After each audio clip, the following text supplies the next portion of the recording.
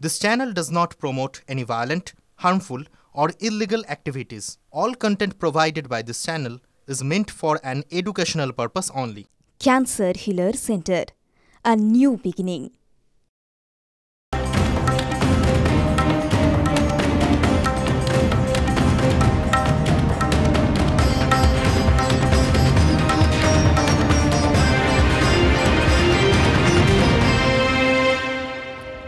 নমস্কার, শুরু করছি প্রেস কর্নার টিভি9 বাংলা। এই মুহূর্তে লিমা রয়েছে আপনাদের সঙ্গে, আর প্রত্যেক দিনের মতোই প্রেস কর্নারে থাকবেন আমাদের রিপোর্টাররা। একেবারে স্পট থেকে সব বড় খবরের লাইভ আপডেট আপনাদের জন্য থাকবে আজ প্রেস কর্নারে আমি দীপ রয়েছে আপনার সঙ্গে। প্রত্যেক ঘন্টায় ট্যাংরার ঘটনা নিয়ে নতুন নতুন আপডেট জানাচ্ছি।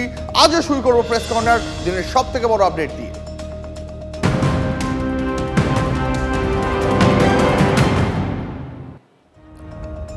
আর আজকে প্রেস কর্নারের শুরুতেই আমাদের ট্যাংরার দিকে নজর থাকবে, কারণ দ্বীপ পরতে পরতে রহস্য লুকিয়ে রয়েছে। কারণ এই মুহূর্তে আরো একটা বড় আপডেট, সপরিবারে আত্মহত্যার পরিকল্পনা এর আগেও নাকি করেছিল দে পরিবার।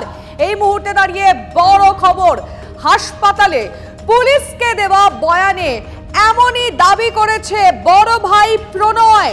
ঠিক কি দাবি করেছে পুলিশের কাছে, এর আগে তাদের কি পরিকল্পনা ছিল, আমরা কথা বলবো। তার আগে আরেকটু কিছু তথ্য আপনাদের জানিয়ে রাখি, আমাদের রিপোর্টার অবশ্যই আমাদের সঙ্গে থাকবেন, আরো ডিটেলে জানাবেন। কিন্তু এই সপ্তাহের গোড়াতেই সেই চেষ্টা তারা কিন্তু করেছিলেন। পরিবারের কয়েকজন সদস্য রাজি না হওয়ায় ভেস্তে যায় সেই পরিকল্পনা। আর এই বয়ান কতটা সঠিক সেটাই পুলিশ এই মুহূর্তে খতিয়ে দেখছে। যদিও বাড়ির 3 সদস্যের দেহ উদ্ধারের পর পারিপার্শ্বিক তথ্য প্রমাণের সঙ্গে এই দাবি অসঙ্গতি মিলেছে বলেই মনে করা হচ্ছে। এই মুহূর্তে দাঁড়িয়ে বড় খবর, ট্যাংরায় 3 জনের যে পরিবারের রহস্য মৃত্যু হয়েছে সেই নিয়ে পরতে পরতে রহস্য, কিন্তু বাড়ির বাকি 3 সদস্য তারা কিন্তু এই মুহূর্তে হাসপাতালে চিকিৎসাধীন। আর তাই এই 2 ভাইয়ের মধ্যেই এক ভাইয়ের বয়ানেই অনেকগুলো প্রশ্ন সামনে আসছে। চলুন সরাসরি আমাদের রিপোর্টার সুশোভনের সঙ্গে কথা বলে আরো ডিটেলে আপনাদেরকে জানাবো। সুশোভন, এর আগেও তাদের আত্মহত্যার পরিকল্পনা ছিল, কি বলেছে তারা পুলিশকে?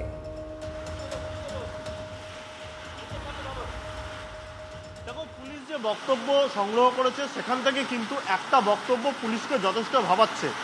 তারা বলেছে যে এটা প্রথমবার নয়, এর আগেও আত্মহত্যার পরিকল্পনা করেছিল, কিন্তু বাকি যারা সদস্যরা রয়েছে বাড়ির, সেই বাড়ির অন্য সদস্যরা তারা কিন্তু প্রথমে রাজি হয়নি, তাই তাদের পরিকল্পনা ভেস্তে যায়।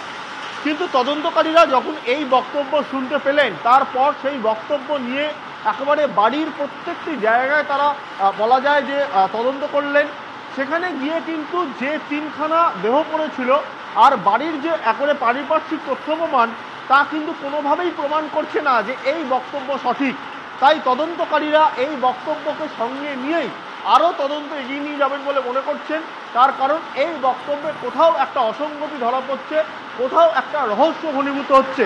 এই রহস্য, আচ্ছা, আত্মহত্যাই যদি তাদের পরিকল্পনা ছিল সুশোভন, এই বিষয়টা কি তারা স্পষ্ট করেছেন যে বাড়ির 3 মহিলা যদি বাড়ির মধ্যেই তারা আত্মহত্যা করতে পারেন বা করেছেন, সেটা তাদের বক্তব্য অনুযায়ী, তাহলে বাকি 3 পুরুষ সদস্য কেন বাইরে চলে গেল?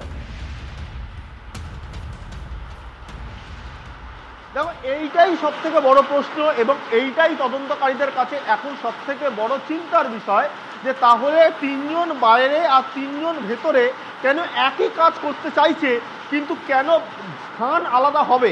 এই জায়গায় দাঁড়িয়ে তদন্তকারীরা মনে করছেন যে তাদের যেমন বয়ান রেকর্ড হয়েছে, অন্য দিক থেকে তাহলে তারা যদি আত্মহত্যাই করতে যান, তাহলে তারা কেন হঠাৎ করে গাড়ি নিয়ে বেরিয়ে যাচ্ছে, দুর্ঘটনা করছে? অর্থাৎ কেন একটা নাটকীয় মোড়, কেন একটা অন্য একটা মুহূর্ত তৈরি হচ্ছে?